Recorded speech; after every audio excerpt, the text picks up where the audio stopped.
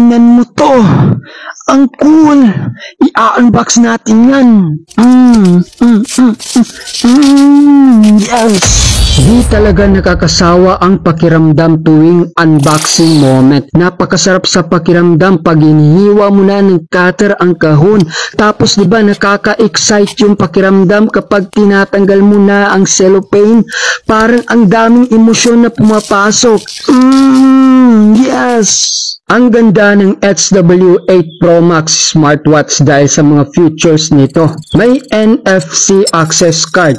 Yan ang magbibigay daan sa iyo para sa hassle-free transactions at easy access sa mga secured areas. Tapos, may heart rate monitoring pa na talagang nakakatulong sa pagbabantay sa kalusugan ng iyong puso. At alam mo ba, yung 120 MB RAM nito, sobrang helpful yan para sa seamless na pag-navigate sa mga apps at functions nito. Hindi rin mawawala ang fitness classes na makakatulong sa iyo sa pag-maintain ng activity lifestyle. Pati na rin ang mga casual games para sa mga relax moments mo.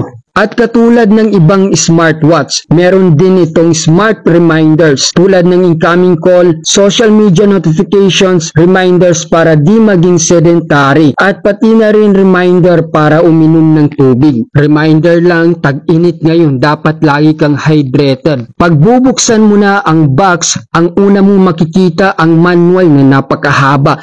Pero wag kang mag-alala kasi sa mga susunod na mga video gagawan ko ng tutorial kung paano gamitin ang mga special features nito. Kaya huwag kalimutan mag-follow para lagi kang updated. Ito ang mga basic features. Pwede ka dito mag-phone book at mag-dial. May sleep monitoring, nakaka-detect ng temperature, may photo camera control, alarm clock, stopwatch, voice assistance, calculator at kalendar. 200 mAh pala ang battery capacity nito. Kaya tatagal hanggang 7 days. Depende rin sa paggamit mo. Kaya click mo lang ang yellow basket para makita mo pa ang ibang features.